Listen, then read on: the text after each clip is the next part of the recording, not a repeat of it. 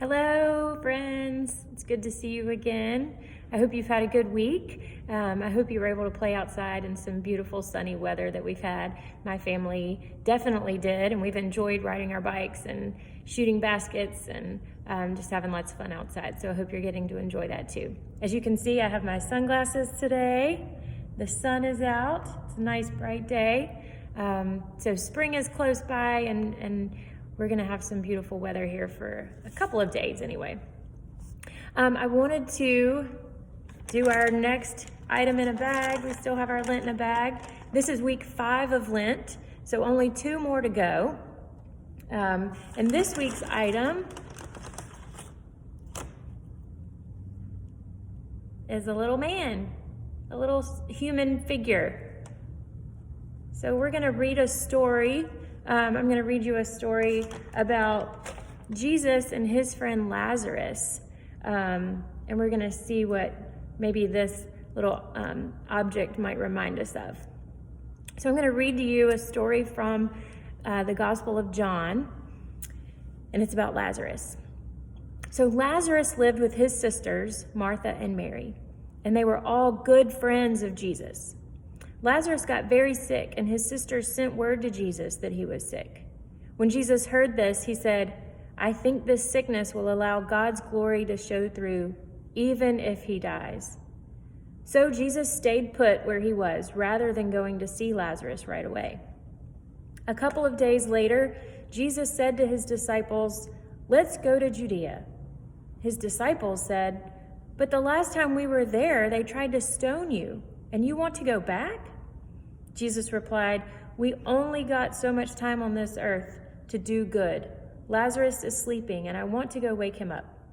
The disciples said, "Well, if he's sleeping, there's no reason to go. He'll be fine."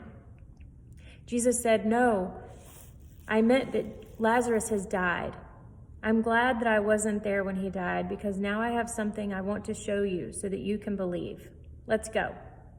Thomas, the twin, said to his fellow followers, "Oh, well, here we go. Might as well go with him and die with him." When they got there, Lazarus had been in his grave for 4 days. Many people had come to comfort his sisters.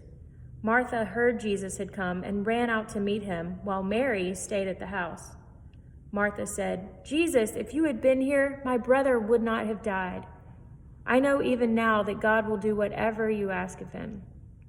Jesus said, "Martha, you know your brother will rise again." "Of course, I believe in the resurrection on the last day," Martha said. Jesus looked at her and said, "Martha, I am the resurrection and the life. Whoever believes in me will be alive, whether they live or die. Do you believe this?" Martha said, "Yes, Lord, I believe that you are the one God has sent into the world, the Messiah." She went back and told Mary that Jesus was asking for her. Mary knelt at Jesus' feet, saying, "Lord, if only you had been here, my brother would not have died." When Jesus saw her crying, he saw that all the people at the house were crying. He felt a deep pain of losing Lazarus to death. The pain shook him to his core. "Where is his grave? Show me," Jesus said. "Come and see, Lord." And Jesus started to cry.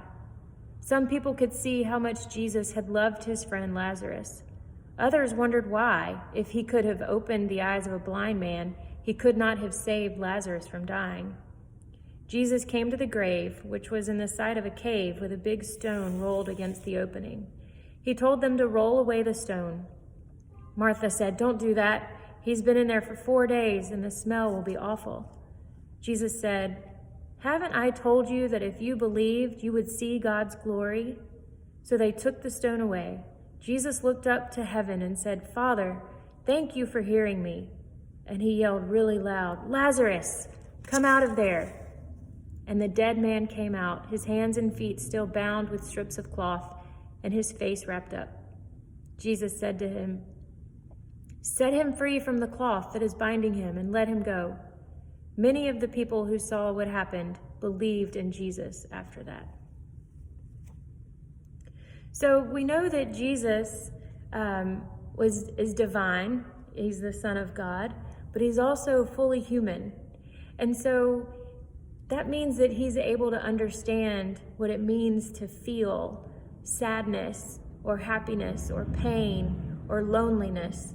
When we talked about our other story about Jesus going into the desert to pray, we also know that Jesus was tempted. And so because he was human, like this little guy reminds us, we know that Jesus knows what it's like to be human. And so we can maybe find comfort in the fact that Jesus has been where we are. So if we're sad or we've lost something close or special to us, or someone special to us has died, Jesus knows what that feels like. And so he's sad with us and for us. And so it just reminds us that we can know that Jesus is with us through all of the feelings that we have. But he also knows how much we can love. He was human too, and he got to see and feel love just like we do. And so he knows how capable we are of loving other people. And so that's what he wants us to do, is to love with other people, to be with other people and comfort them. And so I want to give you a challenge this week.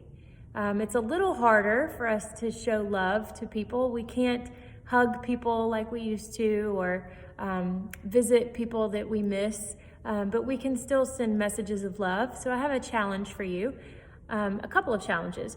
You can write little cards or letters to people that you don't get to see very often.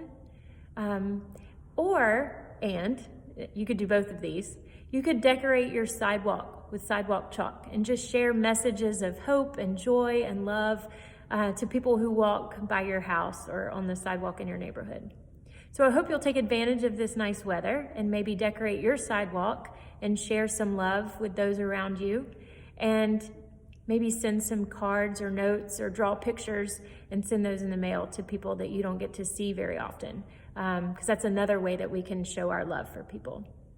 So remember our figure here. Remember that Jesus loves and knows what you are going through, and he's with you all of the way. I hope you have a great week, and I will see you again next week. Bye.